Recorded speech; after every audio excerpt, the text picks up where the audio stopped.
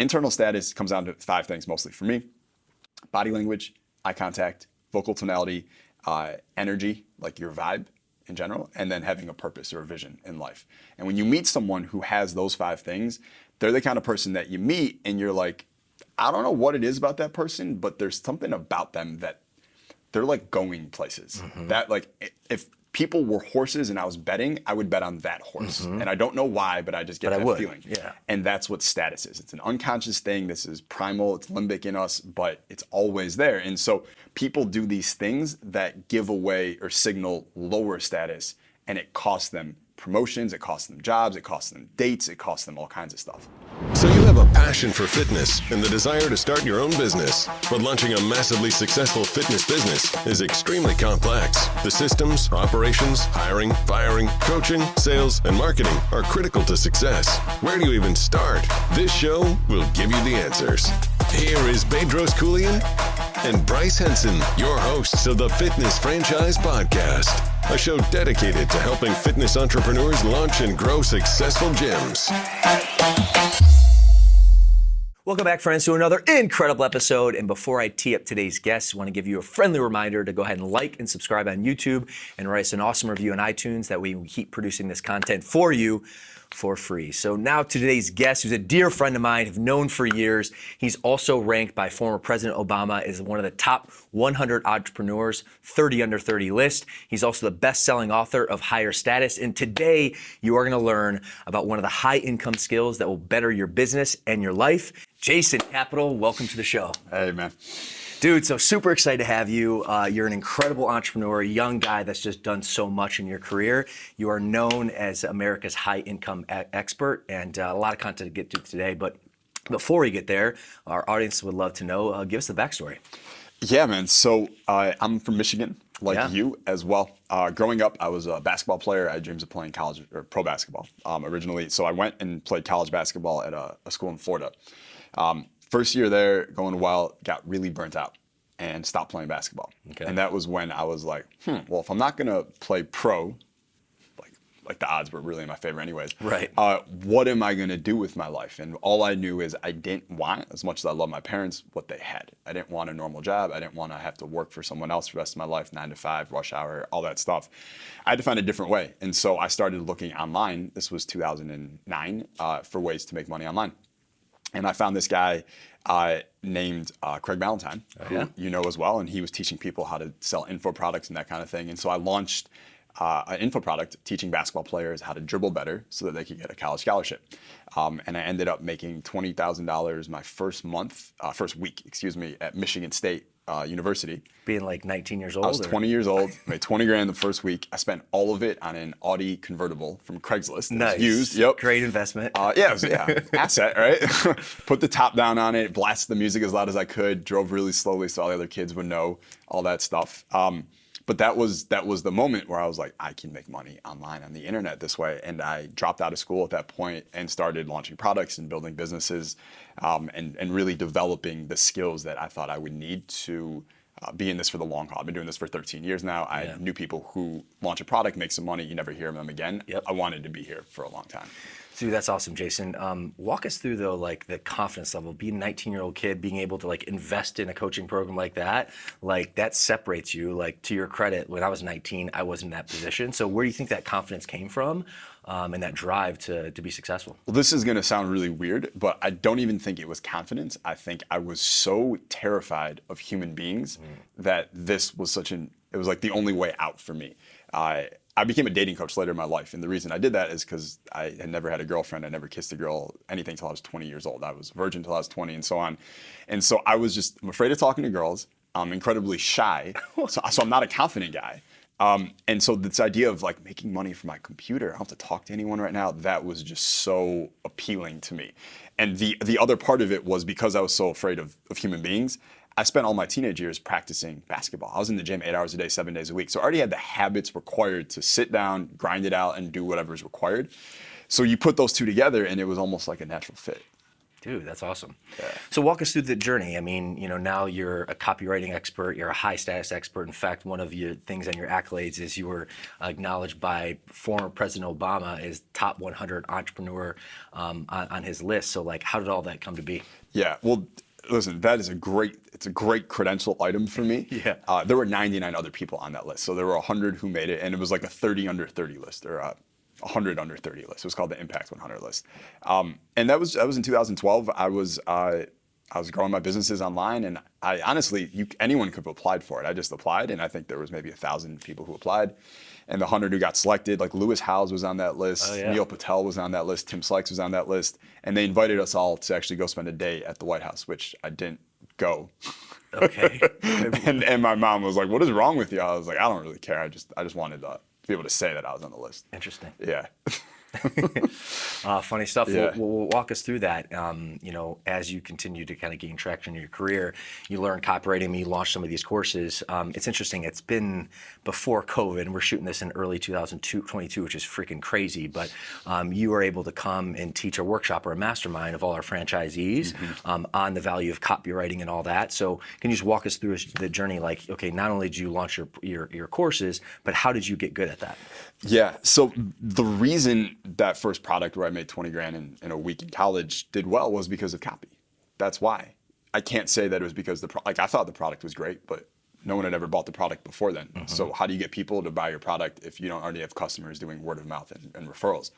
And it was because of the marketing. It was because of the copy. And copy, if anyone doesn't know, copy is words that get cash, words that get money. It's the words you use to persuade someone to take an action. I define copywriting as a believable message that persuades people to take an action. That's it. And believable is an important part of that. But so it was copy. I realized that, and I was like, I need to get really good at this skill, because the guys I see who are making the most money at that time, like Joel Marion was one guy, these guys are wicked good copywriters. Yes. And so I was like, that's the skill. And so the last 13 years, I've just been obsessed with that skill of copywriting. And I've been able to launch successful businesses in 6 different industries. Those businesses have done at least $1 million. Several of them have done 8 figures. The only reason is because of copy. It's just, I feel confident I can go into almost any niche and make money because I know I can figure out what are the phrases and what are the right words that compel people to take out their credit card and exchange their money for your product. So if you're going to talk to our audience who are interested in entrepreneurship, maybe franchising or fitness, and they see the need to be a good copywriter, which is an incredibly valuable skill. We'll actually talk about, our mutual friend Craig Ballantyne talks about 4 high income skills, but how do you get good at it? So if our audience is like, all right, cool, I got it. I understand that if I can write better copy, I can send messages to our prospect list and get them to either try our gym and try our business, and then ultimately grow our business. Like, how do you get good at it? Yeah, so getting good at copy actually gives you one distinct advantage that if you were trying to get good at sales, for instance, doesn't offer, which is if I'm trying to get really good at sales, can I listen to Bryce sell, on 100 calls or something like that? Maybe it'd probably be hard for me to get the recordings if I don't know you and you don't want to share that. Same thing with Bedros or some these people who are great at what they do. Yep. Whereas with copy, if there's a VSL or a webinar or a piece of copy that's doing really well, I can study it. I don't you know what I'm saying? It's right there for me to look at and learn from. So the fastest way I think to learn copy is to reverse engineer what's already working. And what's already working is the ads you see all the time. Those ads that you skip because you're like, oh my God, stop showing me this. Yep. No, don't do that. Look at the ad and study it because that's what's working. They don't have the money to keep spending on to run that ad unless it's making them money. And when I reverse engineer an ad, there's 5 things that I look for. Okay. These to me are like the 5 components basically of good copy. Problems or villains, urgency, mechanism, promises, and proof. So problems or villains. Yeah, so let's unpack that. That's incredible. Yeah, so problems and villains are, like what's stopping you, what's in the way, what are the agitation points, what are the pain points.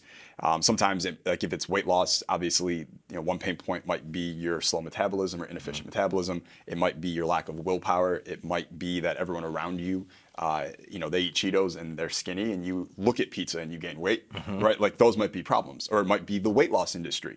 which tricks you into thinking foods are healthy when they're not. Those can all be problems or villains in that case.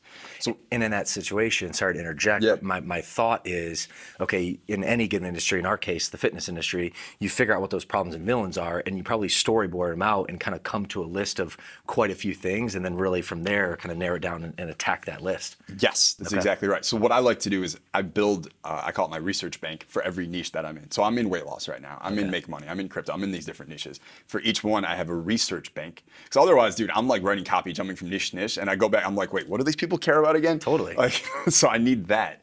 But I have a list of all the problems and villains. And over time, based on response rates and click-through rates, I can see which ones resonate the most with the audience, and that those will get like a green highlight. So when I go back, it's like these are the 3 Pareto ones, the ones that are going to drive the most leverage for me. So like reverse engineering the process, like having a bank and like a bank of content, and then really from an analytical perspective, like a valuable skill in copywriting is whatever you push out, be able to like look at that, track that, and then see what pain points agitate the worst, or you get the highest click-through rates, and then use those in future campaigns, and then obviously ditch the others. Would that be fair to say? Exactly. Okay. Yeah, that's exactly right.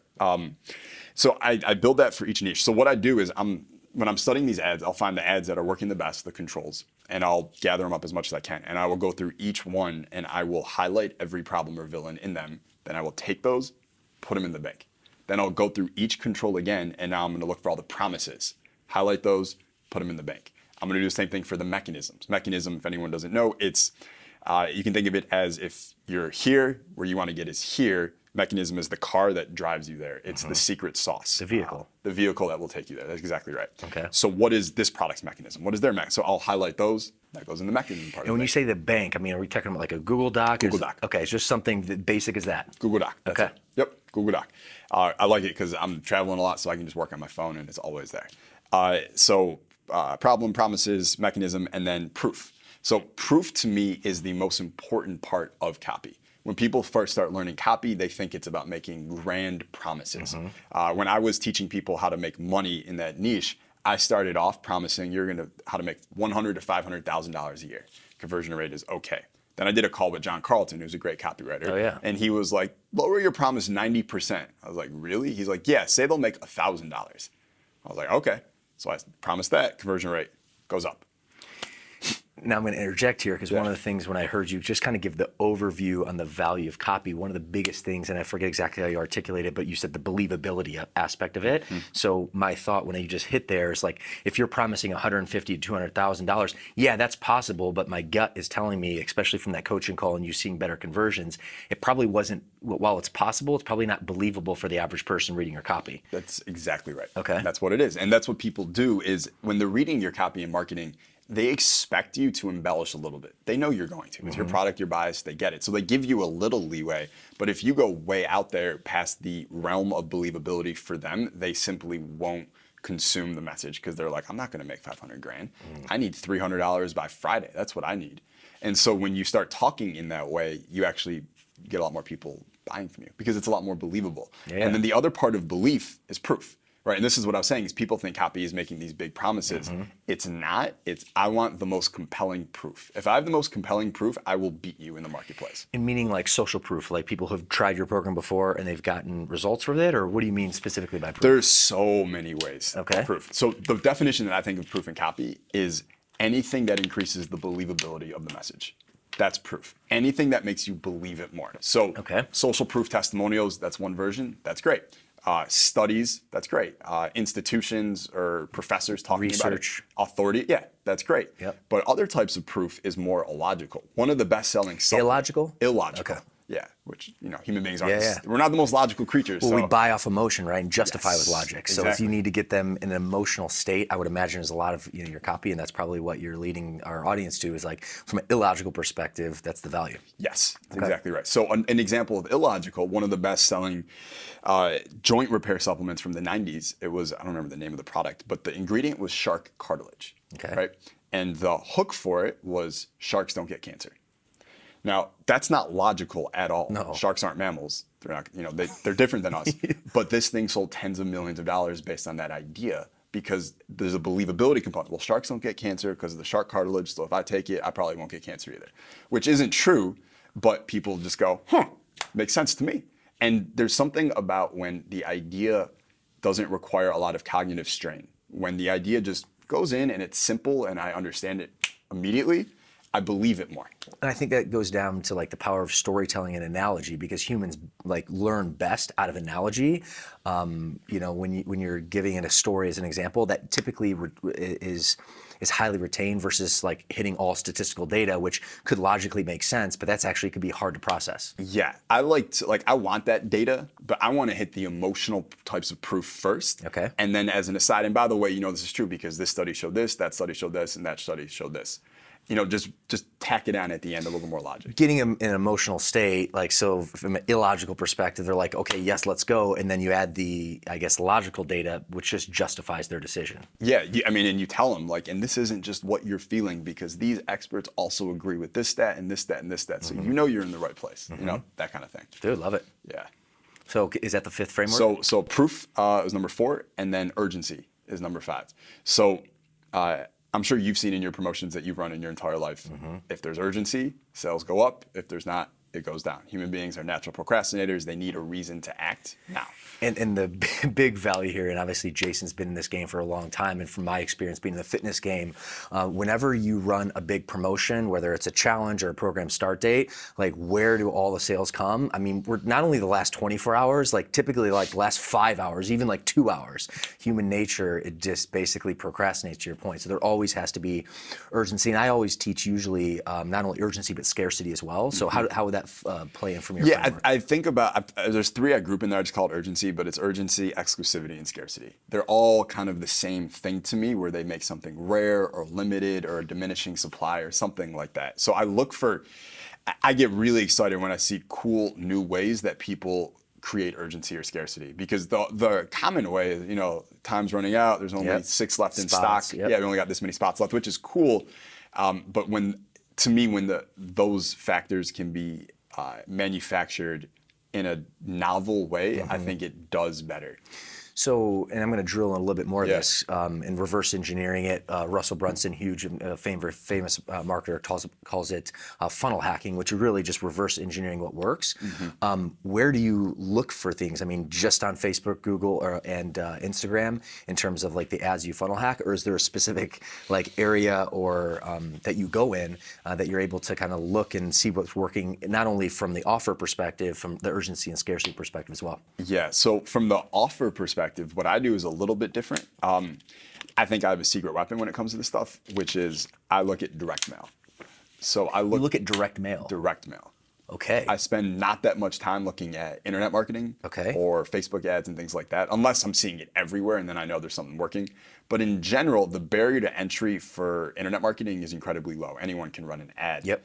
And so I don't know that they're that good. And when I see them, I'm not usually gassed. I'm not blown away when I see most of the stuff I see online. Yeah. But direct mail, big barrier to entry, costs a lot of money to do, and typically the best copywriters and marketers, they make their money in direct mail, not on the internet. Holy smokes. So what I do is I'm subscribed to like every direct mail that there is, whether, you know, it's Agora or Rodale or Health and Healing or like these, just like companies that people don't know of, but they send millions of pieces every month out. Agora is, and I don't know too much about them, but like they're one of the biggest players in the industry, are they not? Yeah, they're a $1 billion direct response company. Okay. Yeah, they do a lot online as well, but they do a lot of direct mail as well. And why is the direct mail, like, why is that separate, like, from when you're looking at it? I mean, the barrier of entry is higher, so therefore they have to be more skilled and the copy's better. Is that exactly? Okay. So the best copywriters, they write for direct mail. They're not writing on the internet, and no one knows who they are because they're not selling courses. Yep. They're getting paid $200,000 to write a sales piece plus royalties, and they're making their clients tons of money. Like, it's the best of the best. There's a woman actually who I love. Her name is Carlene Cole. And she was one of Clayton Makepeace's students, who was also a great copywriter. And she's older now, but she has, I think, 25 controls all mailing right now in direct mail, like 25 different pieces that are all mailing hundreds of thousands of pieces each right now. When you say controls, and if you could just kind of color into the audience, just so they you know, if they're not familiar with that terminology, what that means. Got it. So the control is your winning marketing piece. It's the one that you're like, all right, we created 4 variations of this ad, and this number 1 makes the most money. That's our control. That's our champion. And then anything else we create is just trying to knock off or beat that one. So you have variations, but then your control is the best one. It's kind of like the scientific approach, when you're, in science class, and I'm not like a physicist or anything like that, but they teach you like when you're trying to like sample something, like what's something that's known, and if you're going to do like a research or project, or you're going to do an experiment, I should say, like you just need to change one thing in that experiment to see actually if that worked or not, because the rest of the experiment is a control. So that way you're not changing too many things at once, and then you don't actually understand what worked or what didn't work in that experiment, or in our case, like writing copy. Correct. Okay. That's exactly right. Yeah. And a lot of marketers make that mistake of changing too many things at once. Yep. And then it does better. And then you're like, well, shit, which one is the thing that made it do better? And you don't know. And in one piece, that's not that big a deal. But if you're doing a lot of copy and you have a lot of promotions going on, well, you need to identify what is that one piece so that you can take that ingredient and then put it in all the other recipes that you're making. Interesting. Yeah. The last part I want to hit on this would be the offer. Like, where does that come in? And maybe you've kind of touched upon that already, but like the value, because you broke it down, your framework of writing copy, which really at the end of the day is trying to transfer emotion, get someone on the other end to buy what you're selling. So where does the offer come into play from your framework? So when you say the offer, because when I think about offer, I think the product and the offer are two different things, right? So you have your product, but your offer is how you position your product. Yep. So for instance, one of my favorite ways to position a coaching offer, especially in the make money niche, is say, all right, so let's say the promise is you're going to make $10,000 with this thing. I don't know when, but you'll make 10. And the cost of it is $2,000. So what we'll do is you just put $1,000 down now. And then after you make your first 10 grand, you pay the second half after that. Does that make sense? Yeah, totally. Right. And that's so a great offer, because at the end of the day, like if I'm hearing this for the first time, okay, there has to be some sort of money in the game to compensate, you in this case for the content, whatever the case may be, but you're actually guaranteeing like indirectly that, hey, if I invest in this, I execute it, I don't have to pay the other until I basically hit that goal. Right, with the money that you make from this. Sure. Right, and then there's an element of, man, this person must really believe in what they're selling if they're willing to only let me put half up front, and then I can pay the second half only after the thing works for me as promised. Going back to the belief. Yes. Yeah, like that's you're exactly transferring, right. you're giving them like ironclad belief coming from you, saying like, hey, you should believe in this so much because I'm willing to put my money where my mouth's at. Yes. Okay. And it's up to you if the product actually costs $2,000 or it just costed $1,000, but you wanted to reposition the offer. So you go, oh, you know what? It's $2,000 now. We raise the price, but you only pay $1,000 up front, make your 10 grand, then you pay the second half. And you as the offer owner, if it was $1,000 before, you're getting the same amount of money as you were getting anyways. Forget about getting the second payment. It's just a more compelling offer Just now. the way it's positioned. Exactly. Dude, that's incredible. Not to put you on the spot, but I guess to put you on the spot, can you think of another way from an offer perspective? Because I think that really resonated, but I would love another look. Yeah, well, one of them that comes to mind that I think is glorious is what you guys in the fitness industry have done for years, which is the 6-week challenge. I don't know if you still do it anymore, but I know that was a big offer that ran for a long time. And it could be a 4-week challenge, 8-week challenge, but just where it's, you put a deposit down and you get your money back when you achieve the outcome, when you lose 20 pounds or whatever it is at the end of the day. I really like those. The other one I like a lot is the test group. I do the test group for almost everything now. Okay. So instead of saying, here's my supplement, you'll have no more joint pain when you take it, buy it. Instead of saying that, I'll say, you know what, at the clinic, this supplement has seen this level of decrease in joint pain from our patients. And so before I do a full-scale nationwide release, I want to create a test group of 100 people who have joint pain, who will follow along for 8 weeks and report back on the results at the end of those 8 weeks so that I can use it for the nationwide release. And because you're taking part and you're helping me out, you're going to get this discount, that kind of thing. Dude, love that. But we're selling the same, it's still a supplement, same product, but we dress it up completely differently. And that's from your, like the way your framing is, that's the offer. It's really just the positioning on the product that you're pushing out. Exactly. Dude, man, love it. Knowledge bombs over here. Well, good. Well, to put a bow on this, that's your framework, the value of copy. What would you say, like, for young copywriters that basically you've worked with, maybe you've coached, like, what are some big things that they miss or errors they make, just so that our audience can kind of, not only understand the positive accolades of it, but like look out or be on the lookout for what things to avoid? Sure. So number one is not writing every day. If you want to get good at anything, you have to do it constantly. You have to write every single day, at least an hour. I think 3 hours is good if you're going to be serious about being a copywriter. 3 hours a day. 3 hours a day you should be writing, yeah. You should have like your money time where no interruptions. You just write. For you, is that like first thing in the morning or? It's usually, I do some like middle of the day actually for me. I'm weird in that way. And it probably just depends on like what your zone of genius or your time is for you. Exactly. I don't care when you do it. You need 3 hours. You should be writing every day. The second thing is thinking that you can just promise your way out of a hole, meaning you can just make bigger and bigger promises that aren't even true, that the product can't deliver, and think it'll somehow work. It won't. Individual consumers aren't the brightest, I'm going to be honest, but consumers as a group are never wrong. They know what they're talking about. The group knows what they're talking about, meaning like you might be able to fool one person, but you can't fool the marketplace. Okay. Word will get out and your reputation will be crushed. And Interesting. And investing, I always say like the market doesn't lie, like at the end of the day, and that's a different way to look at it. But at first when you said that, I didn't fully understand, but that makes a ton of sense. It's the same thing, as the marketplace, right? So don't be a bullshitter. Like if it works, tell them how it works, but don't promise them more than it does. Because again, like over-promising doesn't equal more sales. It just makes it more likely they won't believe you. It's going back to the believability. Exactly. So that's why people like who hate on copy or like, this is scammy or something. It's like, well, if the promises aren't based on reality, the marketplace will punish you without buying because they won't buy your product anyways because it won't work. Yep. So that's the second thing. So the third thing is research. And it took me a minute to think about it. Good. Yeah. I would say half the time I spend on copy is just on research. So maybe 50% research, 30% writing, 20% polishing. But like I spend more time researching than I spend writing. So when I say researching, it's going through all the controls and pulling out the 5 components I talked about before. It's interviewing customers in the marketplace and hearing what they really, what their pain points are. I love to get the little anecdotes from them. Those are my favorite things to get from the marketplace. Like for instance, I'm working on an anti-aging skin lifting thing right now. And this one woman told me that she won't leave the house without a scarf because she's insecure about her décolletage and her neck and the skin here, the turkey neck thing kind of going on. That little insight adds so much more believability to my copy now. Because a woman reading it, I'm a 33-year-old male. Like if a 66-year-old woman is reading it, and I have something about the scarf, and this woman won't leave the house without her scarf. She's like, this person really understands what I'm going through because I feel the same way. And so I'm always looking for those little things that I can use. But overall, it's the research. When people are like, I don't know what to say, I feel like I have writer's block. No, you don't have writer's block. You have a deficiency in research. That's what you have. Yeah, dude, that's so powerful. Man, love it. To put a bow on this, and it's interesting, I kind of referenced earlier when I was talking with Craig Ballantyne, he talked about 4 high impact skills, and copywriting is one of them.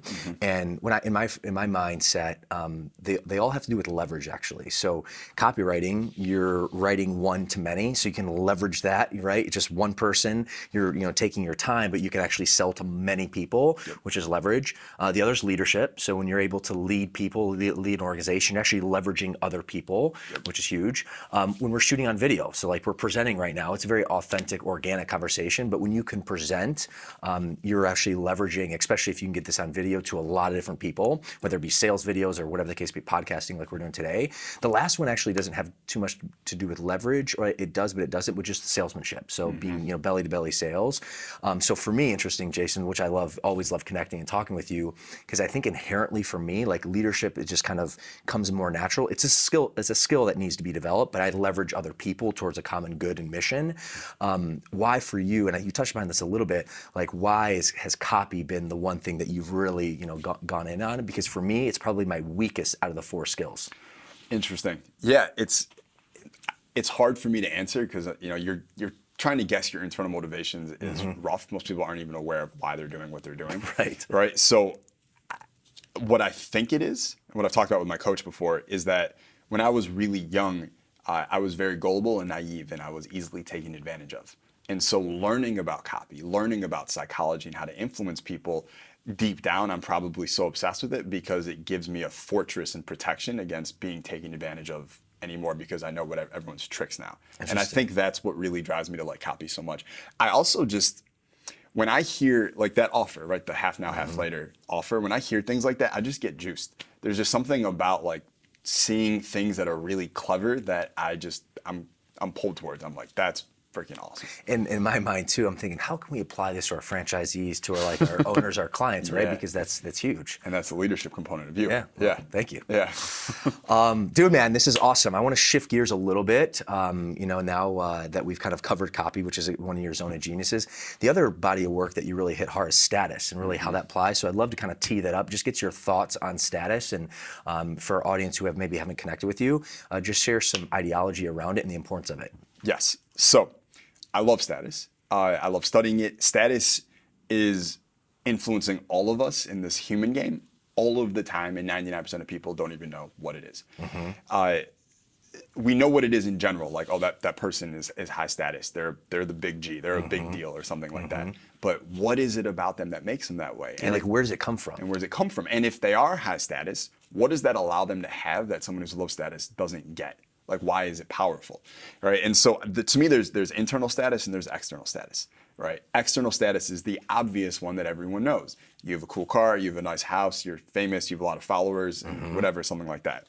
But how many of us have ever met someone who had some of those things, like a really rich guy, then you meet him and he has no backbone or no spine, and you're just like, you're not impressed anymore, and his status has fallen in your eyes. Yep. So there's internal status as well. And this is the one that I focus on because I can't get everyone a Lamborghini. I don't know how to do that, right? But internal status, everyone can work on. And internal status comes down to 5 things mostly for me: body language, eye contact, vocal tonality, energy, like your vibe in general, and then having a purpose or a vision in life. And when you meet someone who has those 5 things, they're the kind of person that you meet and you're like, I don't know what it is about that person, but there's something about them that they're like going places. That, like, if people were horses and I was betting, I would bet on that horse. And I don't know why, but I just get that feeling. Yeah. And that's what status is. It's an unconscious thing. This is primal, it's limbic in us, but it's always there. And so people do these things that give away or signal lower status, and it costs them promotions, it costs them jobs, it costs them dates, it costs them all kinds of stuff. Now, how could someone who's watching this, our audience, who's interested in, again, business, fitness, entrepreneurship, like leverage status to be a better owner, to be, a more successful leader, and to gain more clientele in their community? Yeah. So the sub-communications, I would just make sure that you have those boxes checked first. Sub-communications, vocal tonality, eye contact, body language. So someone who doesn't take up a lot of space, not meaning that they're domineering over others, but in your own bubble of reality, are you, do you kind of shy away like this, or are you more relaxed, open, comfortable, right? That makes a stunningly big difference.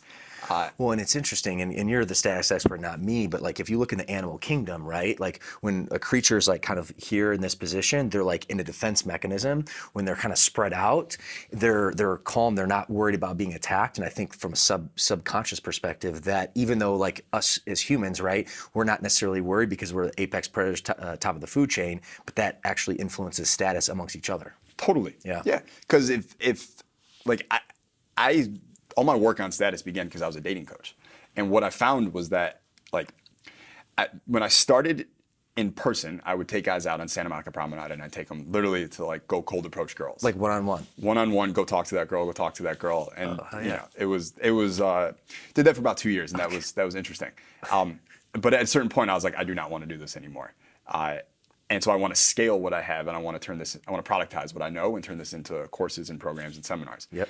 So I take it online, and the first products I put out were all like, say this or say that, or tell this story or ask this question, like words to say. And I'd get testimonials back that it's working, and I'm very happy, and that's great. But I'd also get emails, this didn't work, that didn't work for me, that doesn't work for me. Even though they're saying what you want them to say, but there's something deeper. There's something not happening that's not working. And so a couple years after that, I did my first seminar with all of these customers. So I meet them in person. And all the guys who it wasn't working for, when I meet them, I'm like, no wonder it wasn't working. You're creepy. I get it, right? Like, I'm honest, and right? All the girls who are watching this are like, yeah, you're exactly right, Jason. Yeah, like Cristiano Ronaldo, right? If he was talking to a girl, he could be like, I clip my toenails. And she'd be like, awesome, can I help? Let's go. Yeah, because it's Ronaldo, and the way he says it is a high status way. Versus if a creepy guy says it, she's like calling the police. Yep. Right. So that was when I realized, I was like, it's not about what they say, it's about how they say it and who is saying it. How they say it is about tonality, it's about framing, positioning, things like that. And then who is saying it is status, meaning who does this person perceive you to be? What status level do they perceive you to be at? If a girl perceives the guy as higher status than her, she's gonna feel compelled to attracted to him. She can't help it. But if it's the other way around, he could be spewing gold and it wouldn't matter because he's a lower status than her. So, dude, that's incredible. How like, what's the application for a potential owner here watching this to like better their status, like, you know, get more reps and be aware first and foremost? Yeah, so I would start working on eye contact. If you can't make eye contact, I would work on that. Get comfortable like talking to people and looking them in the eyes. Don't be a creepy person where you never look away. And if that's weird for you at first, just look right here instead of looking them in the eye, and that'll usually calm your nerves down a little bit. But I would get comfortable with that. With your tonality, one thing that low status people do is they accommodate their tonality to the highest status person in the room. So let's say that there's 10 people in this room. They would unconsciously figure out who seems to be the most powerful person here. How are they talking? And I'm gonna model how they talk. And I'm gonna change my behaviors to kind of match them, because unconsciously, if I do something wrong that makes them angry, they may kill me. That's my 100,000-year-old brain telling me that. So what you wanna do is, one, be aware of this, like start being yourself and stop accommodating. But also, another thing that high status people do with their tonality is they change their tonality a lot. I call it the wave pattern. Okay. So sometimes I'm talking up and sometimes I'm talking down. And sometimes it's here and sometimes it's there. And sometimes it's faster and sometimes it's slower. And so you want to be able to shift in all these different ways. It'll make you more engaging, more compelling of a speaker, but it's a high status trait of what high status people do. Dude, man, this is awesome. Jason, one of the favorite things about the podcast is, one, it provides a lot of content and value to our audience, and certainly gives them an opportunity to see what we do here at the Fitness Franchise Podcast and also our fitness brand, Fit Body Bootcamp.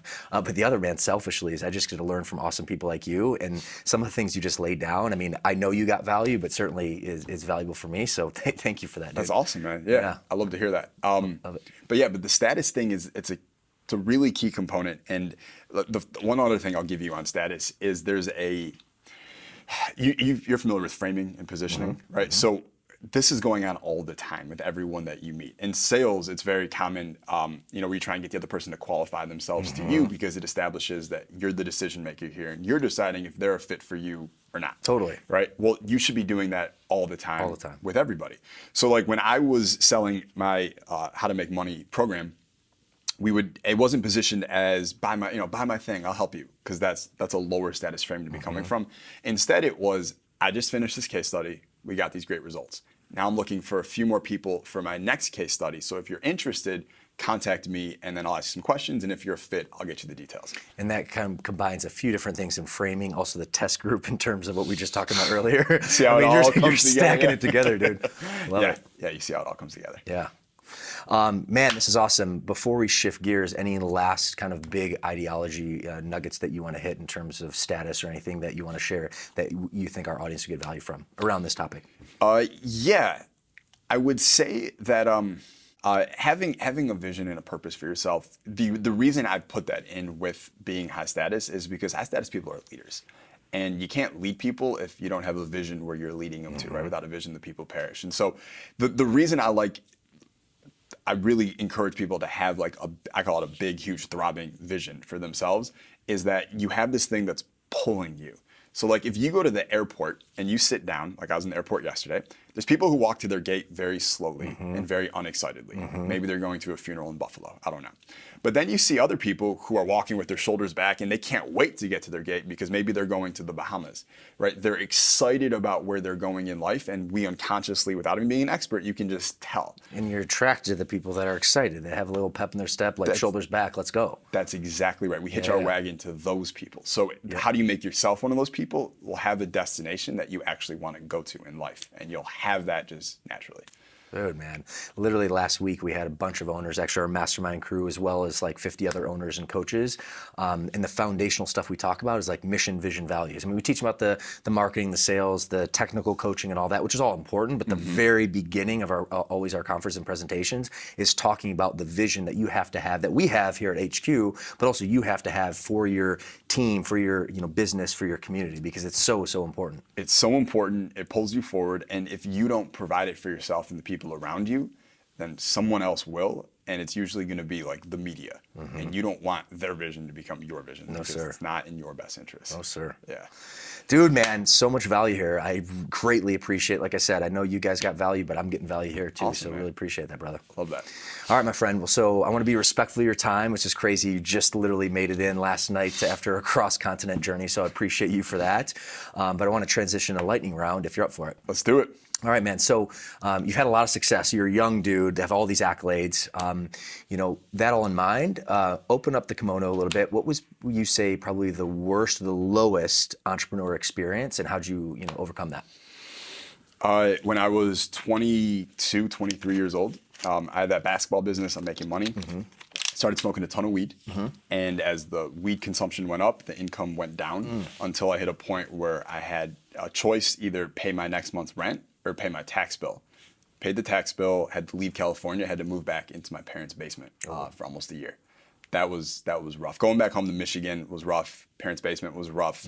Having to see my friends who thought I was this big hotshot making money, and I'm like, fuck you guys, I'll see you later. And then I got to come home and tail between my legs. That was the lowest point, but it also was the trampoline that I bounced off of to the next phase of my life. And I ended up making a hell of a lot more money the next few years after that. So as bad as it was necessary. Dude, man, that's awesome. Thank you for sharing that. Yeah. On the flip side, in your mindset, your perspective, what would you say is probably one of the biggest accomplishments you've had to date? Man, I don't know if it's the biggest accomplishment, but the entrepreneurial moment I'm most proud of is the easiest money I've ever made, which sounds funny. I always thought that money earned was better than like money you just like came into. It's not. Easy money was way more gratifying than like the money I've worked hard for. Dude, that's a completely different belief I have. So fire away, like elaborate. Well, like I'm so used to making money on income, which is you build businesses and you sell products and you send those customers and you do all this work to make the money. When I moved a few years ago, I bought a condo and it was $4.6 million. Oof. And within the last 2 years, it's now worth $14 million. That I didn't do anything. That was just the craziness of the pandemic and the real estate market. And I made almost $10 million doing nothing. And it sounds so stupid, but that to me is like the coolest thing than anything I've done. It's so fun. Heck yeah, man. First world problems, my brother. Yeah. Well done. Love it. All right, moving on. This is a funny question. Maybe not funny is the right word for it, but what scares you? Like, what would you say keeps you up at night? It could be business, work, life in general. To be perfectly honest, growing up, I didn't have a good model of boundaries and what boundaries look like in a relationship. So I saw my mom infringing on my dad's boundaries. I saw my dad not establishing his boundaries and then kind of getting enmeshed and seeing just not knowing how to set boundaries with people, right? I never learned that. So now the thing that really scares me is entering into close relationships with people and not being able to set boundaries for myself and not losing myself in those relationships or letting what they want become more important than what I want, which is more of an emotional thing. It's something I'm always working on. I've gotten better at it, but it's something I'll probably have to keep working on. And I know a lot of people who will avoid getting close with relationships or things like that because they don't know how to set healthy boundaries. Yeah, I mean, probably way more than you think. I'm sure, listening, there's a ton of people from the audience perspective that probably really resonate with that point. Yeah, it's very common. I didn't know it about myself until a few years ago. Because before, like what people do if they can't actually set healthy boundaries is they close themselves off. Either I don't want to talk to you, so I'll go on my phone and pretend you're not here. Or I'll just end the relationship instead of talking about this. Or I'll just stop returning your calls. And these are all unhealthy ways of, instead of just saying like, hey, I'm not okay with that, I'm uncomfortable with that, or I don't want to do that. People just have trouble saying that. And so that was a fear of mine, and it's just something I'm always trying to get better at. Good, man. Thank you for that insight. Yeah, man. All right, next up, you are in the business of giving good advice, being an incredible business coach, incredible success coach, dating coach in your former life, copywriting coach, status coach. What would you say is probably the best advice you've ever received, and why? Wow. One of the things that always stands out to me is actually Bedros' crab story. It just sticks in my mind so much. It's going back to the analogy, the stories. That's how people retain and learn, right? So I couldn't think of a good example, but case in point. So continue on. Yeah, the crab story. And just being so highly aware that that's so real for humans and that you really need to, Dan Pena always talks about show me your friends, show you your future. We all know the quote about the 5 people you hang around. But it's so silly because everyone can repeat these quotes on Instagram. Show me your friends, show you your future. The 5 people you hang around most, that's your future, et cetera. You're the average of them or whatever. no one practices these things, right? It's like you could say it, but you don't practice it. So being able to practice that and really like being clear about who you allow in your world and who you don't, I think to me, that's like the hack. I think like if you're stuck at an income level or something like that, or you're stuck in your business, how do you get to the next level? You need to do something different and surround yourself with people who are already doing the things you want to do. And just through proximity, you will break through. Oh, dude, powerful. Yeah. Next up, habits. I mean, dude, they're so foundational for success. And for you, like living a very adventurous but also structured life, like half of your time's in Puerto Rico, half of your time's here in Southern California. From a habitual perspective, what's been a habit that you've picked up over the years that's really led to your success? Yeah. So every morning, I do two things at the same time. So I always want to move when I wake up. That's the first thing. I want to get the lymphatic system going. But I also want to feed my brain. So what I do every morning is I usually walk uphill on a treadmill, or I'll do it outside, and I read at the same time for 30 minutes. So I do that every morning. I don't care where I am, if I'm on vacation or not, it doesn't matter. I do that every morning. And I think over time, it just gives me an advantage because I'm not reading the books on the New York Times bestsellers list. Like what I'm reading is very niche to what it is I'm working on at that moment. And I just don't think people spend enough time studying. I think a lot of people just want to do. But like I talked about the copy, half my time is on research. Literally. It's studying. And people just, they don't do it because in school, you know, studying was the worst thing ever. But when you're doing it to make money as an adult, it's really gratifying. Yeah. Interesting. Yeah. Dude, love it. My next question, actually, speaking of reading, was actually a book recommendation. So for our audience, what would you say, and I'm a firm believer, leaders are readers. I mean, back to studying, the researching, that's the preparation is really what the separation. What would you say is a good book recommendation that would serve our audience who are interested in fitness, business, or entrepreneurship? Yeah, so I'll give you two books that have been really impactful for me. One from a philosophical level is a book called The Fountainhead by Ayn Rand. I'd recommend that one. She's also written Atlas Shrugged. Atlas Shrugged, It's probably most famous, but it's by far the most famous. Fountainhead? The Fountainhead is the other one. She wrote that first. Atlas Shrugged there's a large commentary on government and more of her philosophy in a social setting, where Fountainhead is more about the individual. So I really resonate with that one because I don't know shit about politics and I don't pretend to. But that for me, and then the other one is Influence by Robert Cialdini. Oh, dude. And I think if you just like read those two books, you'll just be a much better human being. I love that. I haven't read Fountainhead. One of my first mentors ever gave me the book Atlas Shrugged, so kind of got in that content. Love Ayn Rand, but Influence by Dr. Cialdini. I mean, we teach at Fit Body Bootcamp, like that's the foundational principle of like at our sales training, and it just brings up, there's so many aspects to it that just keep on holding true in a variety of like not only sales conversation, but life conversations. Everything, yeah. So that book is amazing. And then a third one, which is it's like this big, and it's a compilation of his talks, is it's called Poor Charlie's Almanac, and it's a compilation of every talk that Charlie Munger has ever given. It's Warren Buffett's business partner. And he's a billionaire with a B. Yeah, with a big B. Yep. And he's 96 years old or something like that. Okay. He's still going strong. He wrote a foreword actually into the book Dr. Cialdini. Yes.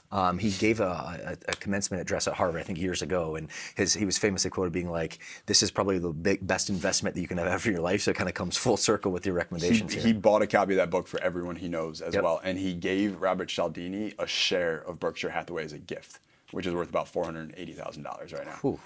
But what was the name of his book again? It's called Poor Charlie's Almanac. It's transcripts of every college talk at Harvard, Stanford, wherever that he's ever given, and they're brilliant. Dude.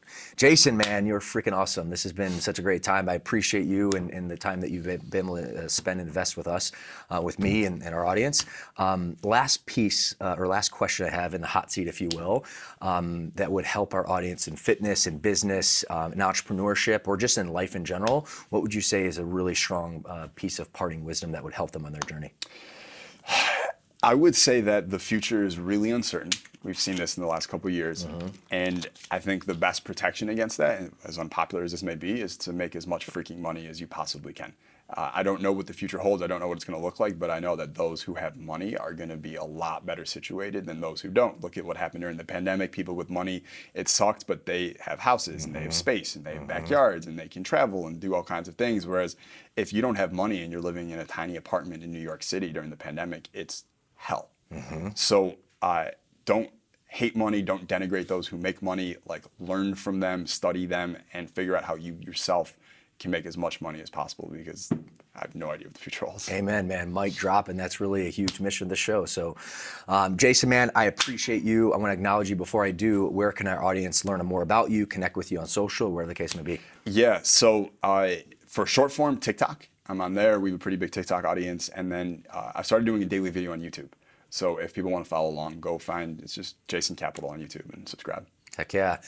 Go connect with this guy. You won't be disappointed. And Jason, man, I appreciate you, dude. It's been great and get to know you the last few years. I love the way you show up. I love your mindset, your visionary thought. I've learned a ton from you, not only today, but just in general. And I want to thank you, acknowledge you for being on the show. We got better, and I certainly, our audience got a lot of value. So awesome. Thank you so much, man. Big fan of everything you do.